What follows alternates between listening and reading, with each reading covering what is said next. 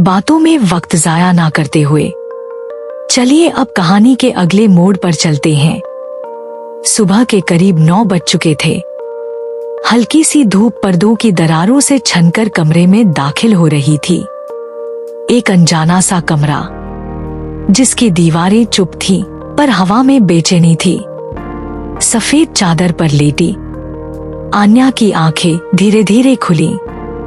पलकों के बीच से झांकती उसकी नजरों में डर था, उलझन थी और एक गहरा खालीपन। आंख खुलते ही जैसे उसका पूरा वजूद कांप उठा। उसने इधर उधर देखा। अजनबी छत, अजनबी खुशबू, अजनबी माहौल। मैं कहाँ हूँ? ये सवाल उसकी आंखों में तैरने लगा।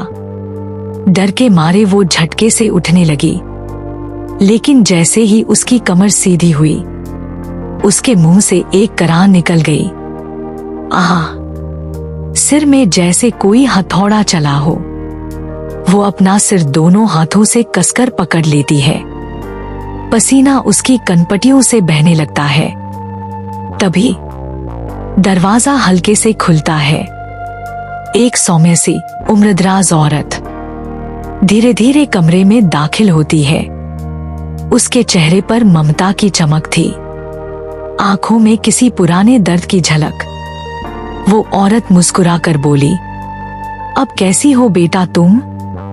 आन्या जो सिर थामे बैठी थी, किसी अजनबी आवाज को सुनकर चौंक जाती है। धीरे धीरे अपनी डरी हुई नजरों से वो सामने खड़ी उस औरत को देखती है। एक पल के लिए वो कुछ भी समझ नहीं पाई। ये कौन है और मैं यहाँ कैसे?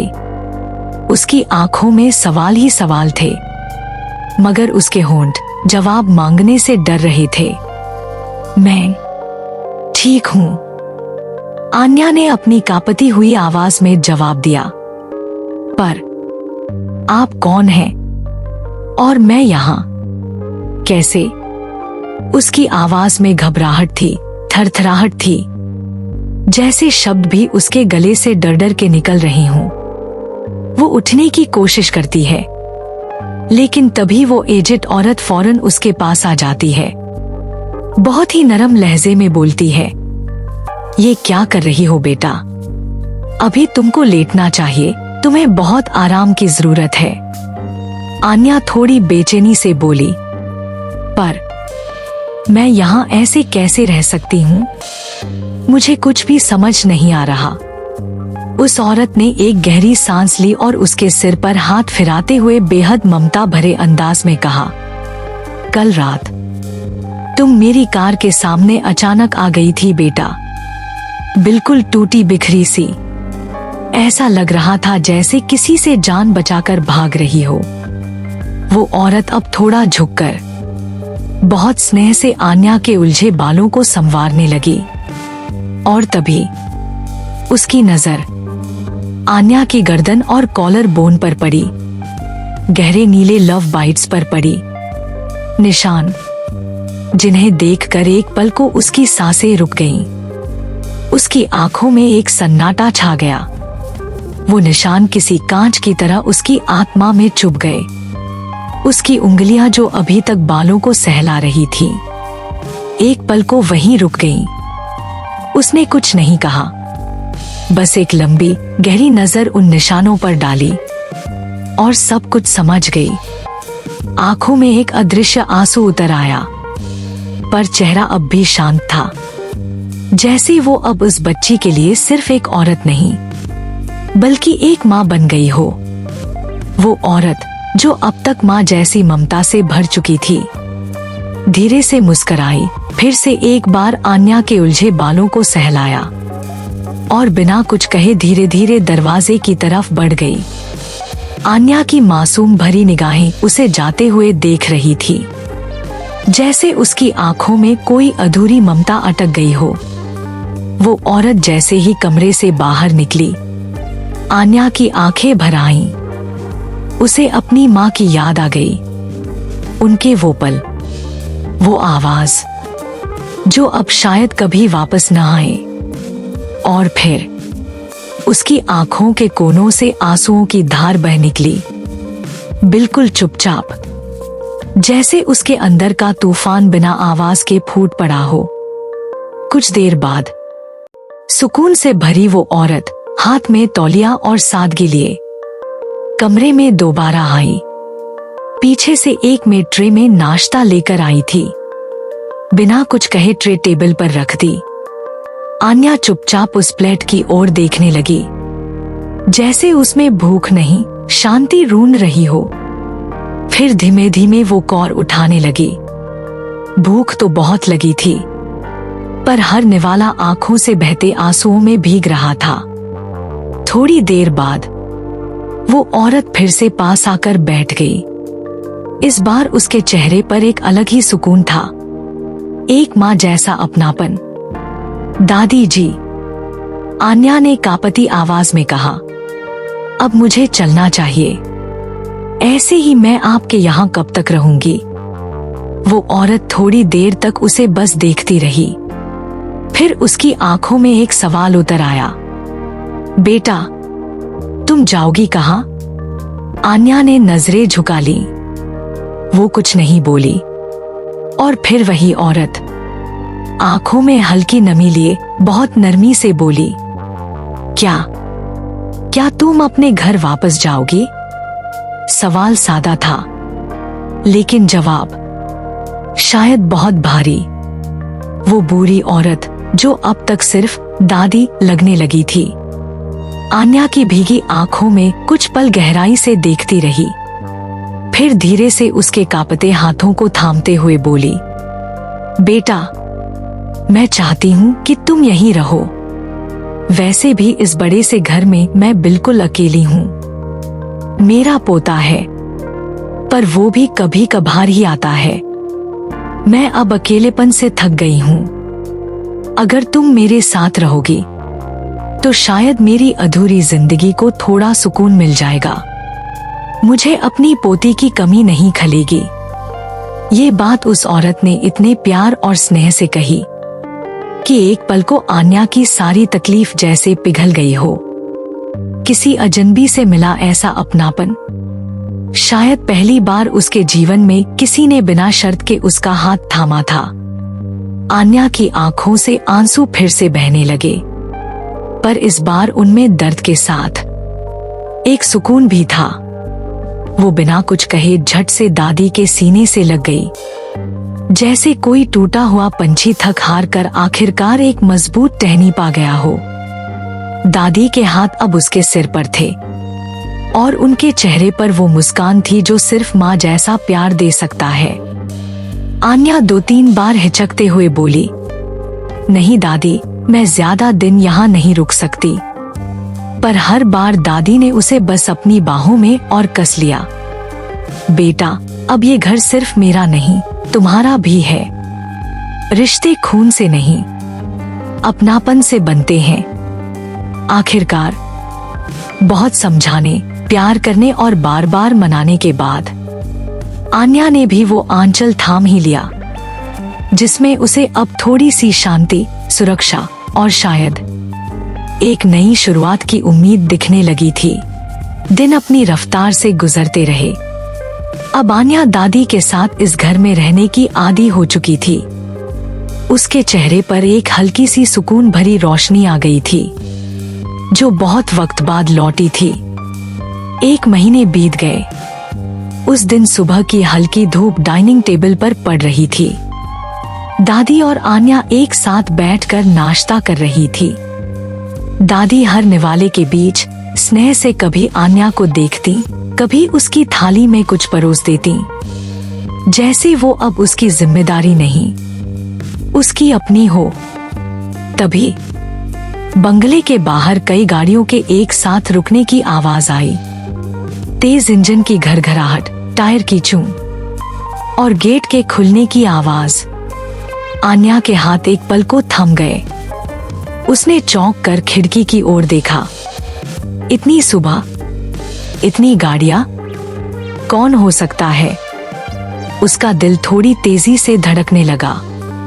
दादी ने मुस्कुराते हुए एक गहरी सांस ली और दरवाजे की ओर देखते हुए बोली, लगता है मेरा पोता आ गया। जब भी वो किसी बिजनेस ट्रिप से लौटता है तो सबसे पहले मुझसे मिलने आता है। मेरे लिए तो उसका यही प्यार मेरी सबसे बड़ी दौलत है। दादी की आंखों में एक चमक सी आ गई थी। उनके चेहरे पर वो माँ जैसी उम्मीद झलक रही थी, जैसे कोई अपने बेटे को बरसों बाद देखने वाला हो। ये सब सुनकर आन्या एक पल को चुप रह गई, फिर हल्के से मुस्कुराई। कितना प्यार करते हैं आपसे दादी। पर उसके दिल में एक अनजाना सा डर भी उठने लगा था। कौन है वो पोता? कैसा होगा? क्या उसके आने से इस घर की शांति बनी रहेगी या कुछ बदल जाएगा? दादी अब उठकर दरवाजे की ओर बढ़ रही थी और आन्या की नजरें धीरे धीरे उस बंगले के भारी मेन गेट की तरफ टिक गई थीं, जहां से एक चेहरा, एक तूफान उस घर की दहलीज पर कदम रखने वाला था। अचानक दरवाजे की घंटी बजी और दरवाजा खुला। उस आवाज के साथ ही घर की फिजा में एक अजीब सी गूंज फैल गई। दरवाजे से अंदर आया एक शख्स, लंबा चौड़ा गहरी आंखों वाला, सख्त चेहरे के साथ एक दमदार आभा लिए हुए। उसकी चाल में ठहराव था पर नजरों में गजब की धार। उसने पूरे घर का मुआयना एक ही नजर में कर लिया, जैसे सब कुछ उसके नियंत्रण में हो। काले सूट में उसका रौब और भी बढ़ गया था, जैसे कोई शेर हो जो अपने जंगल में लौट आया हो। वो तेज कदमों से चलता हुआ डाइनिंग टेबल की तरफ बढ़ा, जहां उसकी दादी विमला चौहान अपने चिरपरिचित स्नेह भरे अंदाज में पहले से ही मुस्कुरा रही थी। तो आखिरकार वर्ल्ड का best business icon Rudraveer Chauhan पूरे 1 महीने बाद अपनी बूढ़ी दादी को याद आया। विमला जी ने हल्के तंज और ढेर सारा प्यार मिलाकर कहा।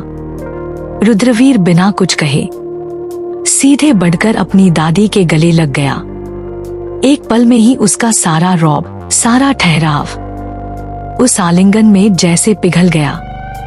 वो कोई बिजनेस टाइकून नहीं, बस एक पोता था जो 1 महीने बाद अपनी दादी की गोद की गर्मी को महसूस कर रहा था। दादी के हाथ उसके सिर पर फिसले। तू चाहे जितना बड़ा आदमी बन जाए रुद्रू, मेरे लिए तो वही बच्चा है जो हर रात डर कर मेरी गोद में सो जाता था। रुद्रवीर हल्की सी मुस्कान देता है, पर उसकी आंखों में थोड़ी नमी भी झलक जाती है, जिसे उसने तुरंत पलकों में छुपा लिया। दादी, आप जानती हैं ना मुझे कितने काम होते हैं। रुद्रवीर ने अपने कॉल्ड बिजनेस टोन में कहा। मैं अभी अभी बिजनेस ट्रिप से लौटा हूँ और सीधे यहाँ आ गया क्योंकि मुझे पता था आप मेरा इंतजार कर रही होंगी।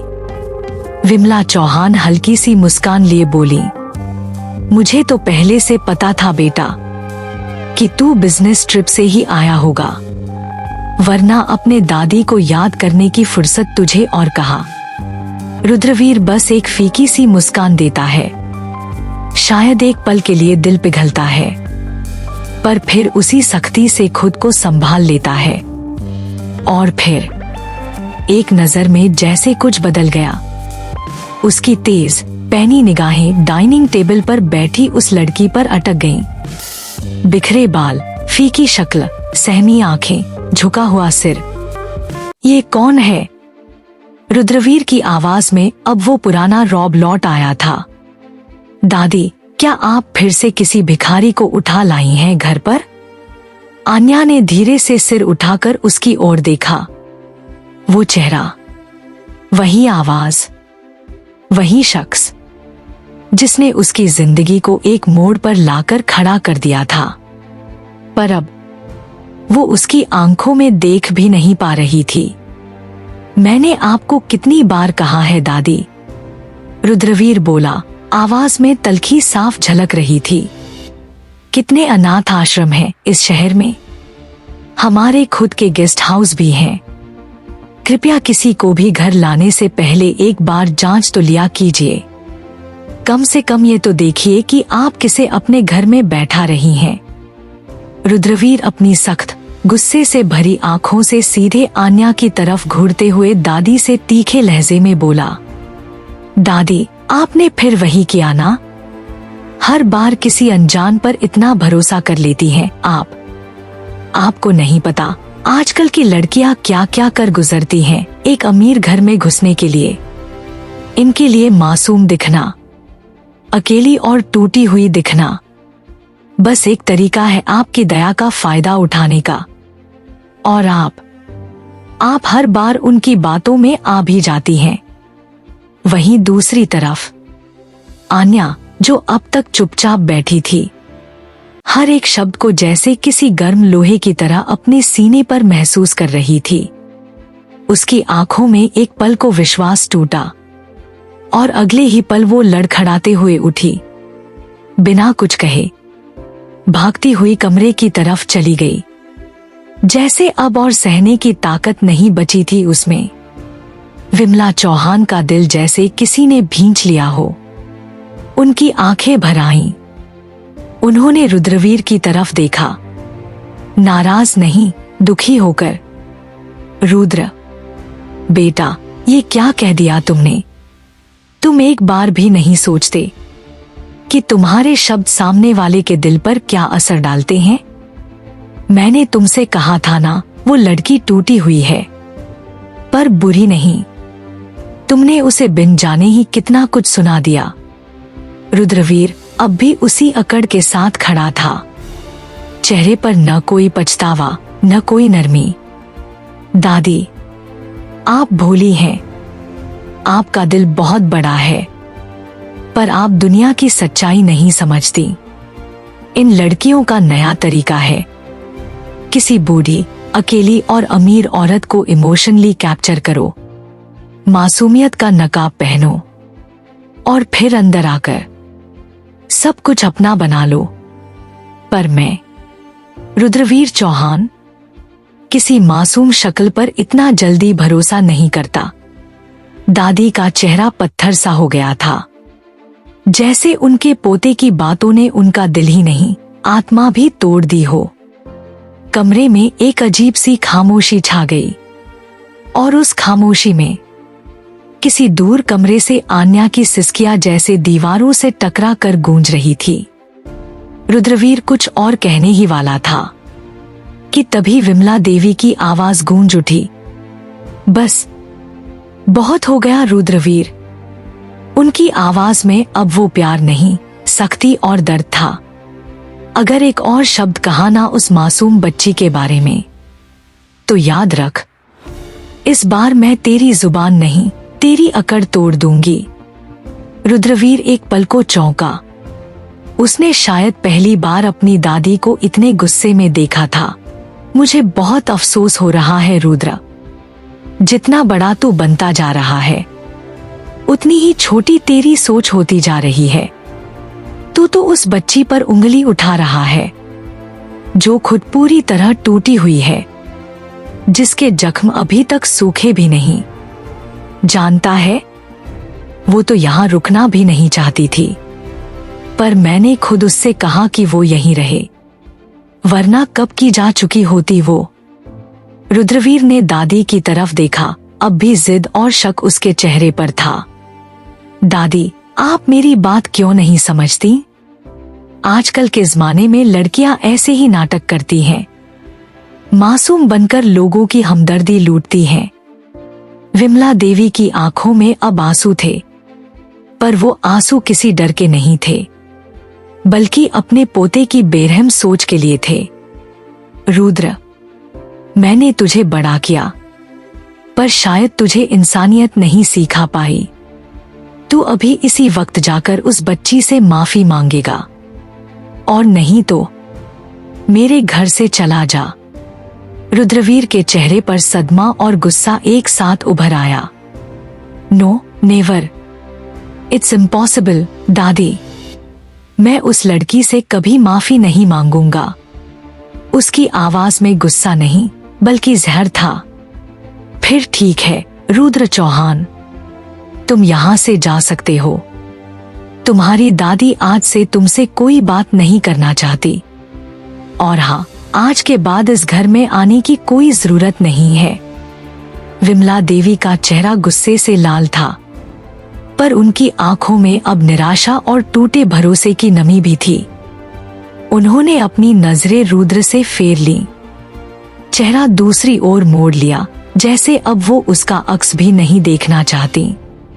ये सुनते ही रुद्रवीर के जबड़े कस गए, उसकी मुट्ठियां भींच गईं और उसकी हथेलियों की हरी नीली नसें बाहर उभर आईं, मानो अंदर का सारा गुस्सा अब खून बनकर बहने को तैयार था। वो गहरी सांस लेता है, जैसे किसी तूफान को सीने में दबाने की कोशिश कर रहा हो। उसकी आंखों की तलखी और तीखी हो गई थी, और फिर तेज कदमों से बर्फ सी ठंडी नजरों के साथ वो मुड़ता है और चुपचाप सीढ़ियों की ओर बढ़ जाता है, सीधा उस रूम की तरफ जहां आन्या थी। दादी जी ने जैसे ही रुद्र को आन्या के कमरे की ओर जाते देखा, उनकी आंखों में एक गहरी शांत मुस्कान उभर आई। वो अपने पोते को अच्छे से जानती थी, चाहे वो दुनिया के लिए कितना भी अकड़ू और पत्थर दिल क्यों ना बना घूमे, पर अपनी दादी की आंखों का आंसू कभी नहीं देख सकता था। दरअसल वो गुस्सा, वो तानाशाही, सब बस उसके अंदर की उलझन और टूटे एहसासों का नकाब था। इधर रुद्रवीर तेज कदमों से सीढ़ियां चढ़ता गया। उसकी चाल में वही घमंड और ठहराव था, पर उसकी आंखों में कुछ और ही तूफान चल रहा था। जैसे ही वो आन्या के कमरे के सामने पहुंचा और दरवाजा खोला, अंदर का नजारा एक पल के लिए उसकी रफ्तार को तोड़ गया। कमरे में सन्नाटा था, बस एक ही आवाज थी, किसी के टूटकर रोने की। आन्या बेड पर बैठी थी, अपने घुटनों में चेहरा छुपाए, अपने आप से सिमटी हुई, बिलखबिलक कर रो रही थी, जैसे उसकी सारी आवाजें अब सिर्फ सिसकियों का साज बन गई हों। रुद्रवीर का दिल न जाने क्यों उस पल एक बार थम सा गया। उसकी सांसें गहरी हो गईं, उसकी आंखें पहली बार नरम पड़ी, उसके पैर वहीं दरवाजे पर थम गए, जैसे किसी ने उसे बांध दिया हो। वो बस खड़ा रहा, चुपचाप। आन्या की सिसकियां अब हर लफ्ज की तरह उसके सीने में उतर रही थी, और फिर बिना जाने बिना सोचे उसकी मुट्ठियां अपने आप भींच गईं। उसकी उंगलियों की नसें फिर से उभर आईं, पर इस बार गुस्से से नहीं, बल्कि उस दर्द को महसूस करने से जो उस लड़की पर बीता था। उसे पहली बार किसी और के आंसू अपने से ज्यादा भारी लगे। ये मुझे क्या हो रहा है? रुद्रवीर कुछ पल वहीं खड़ा रहा। उसके अंदर एक अजीब सी बेचैनी उठ रही थी। हर बार जब आन्या की सिसकियां उसके कानों तक पहुंचती, उसका दिल जैसे किसी अनजानी टीस से काम जाता। नहीं नहीं, ये सब बकवास है, उसने खुद को झटकते हुए मन ही मन कहा। रुद्रवीर चौहान कमजोर नहीं पड़ सकता, मैं आयरन मैन हूं। ये दिलो दिमाग की बकवास मेरी फितरत नहीं। और फिर उसने जोर से सांस खींची और तेजी से कमरे के अंदर कदम रखा। अब ये कौन सा नया ड्रामा चल रहा है? उसकी आवाज में एक कड़वाहट थी, पर अंदर कहीं एक कंपन भी। वो आगे बढ़ा और एक ठंडी तीखी निगाह आन्या पर डाली, जो अब भी अपनी सिसकियों में डूबी हुई थी। मैं दादी की तरह नादान नहीं हूं, जो तुम्हारे आंसू और मासूम चेहरे को देखकर पिघल जाओ। उसके लफ्ज चाकू की तरह थे, हर एक शब्द आन्या के टूटते दिल पर एक नई चोट छोड़ता। तुम जैसी लड़कियों को मैं बहुत अच्छी तरह से जानता हूं। पहले किसी अमीर घर की तलाश, फिर भोली बनकर घुस जाना, और फिर उस घर को अपना बना लेना।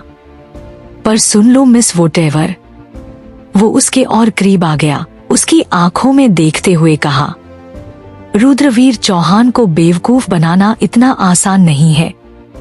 अपना ये ड्रामा यहीं बंद कर दो, वरना दादी खामखा मुझसे नाराज रहेंगी, जिसका मैं अब और अफोर्ड नहीं कर सकता। वो मुड़ा जैसे अपनी बात पूरी कर चुका हो, पर उसका दिल अभी भी बेचैन था, क्योंकि इस बार वो सिर्फ गुस्से में नहीं था, बल्कि डर में था। डर इस एहसास से कि कहीं वो लड़की वाकई में मासूम न निकले, तो फिर उसकी अब तक की नफरत झूठ साबित हो जाएगी। वो आन्या जो अब तक बस फूट फूट कर रो रही थी। रुद्रवीर के एक एक शब्द अब उसके धमों पर नमक बनकर गिर रहे थे। उसकी आंखों से बहते आंसू अब रुकने का नाम ही नहीं ले रहे थे। पर एक पल आया जब उसकी कांपती हुई आवाज उस सन्नाटे को तोड़ गई। आप गलत समझ रहे हैं। उसने अपनी पलकों के नीचे से ढलकते आंसुओं को पोंछा, मानो अब खुद को थोड़ा संभालने की कोशिश कर रही हो। रुद्रवीर ने जैसे ही उसकी आवाज सुनी, एक कड़वा सा ठहाका हंसा और तीखी निगाहों से उसकी ओर देखते हुए बोला, अच्छा तो तुम बोलती भी हो। उसकी आवाज में तंज का जहर था। उसके होठों पर एक व्यंग्यात्मक मुस्कान फैल गई। मुझे तो लगा था तुम बस एक्टिंग करने आई हो, शायद ये भी कोई ड्रामा का सीन है। आन्या अब चुप हो गई, एकदम पत्थर सी, क्योंकि उसे समझ आ गया था कि उसके सच की यहाँ कोई कीमत नहीं, और रुद्रवीर के सामने उसका हर दर्द एक शक की शक्ल में देखा जाएगा। उसकी खामोशी पर भी रुद्रवीर ने वार किया। क्या हुआ, अब कुछ नया प्लान सोच रही हो? वो थोड़ा झुककर उसकी आंखों में घूरता हुआ बोला, मैं सही कह रहा हूं ना? आन्या की आंखें अब भीगी जमीन सी शांत थी, पर उनके भीतर कोई अदृश्य तूफान उठ रहा था।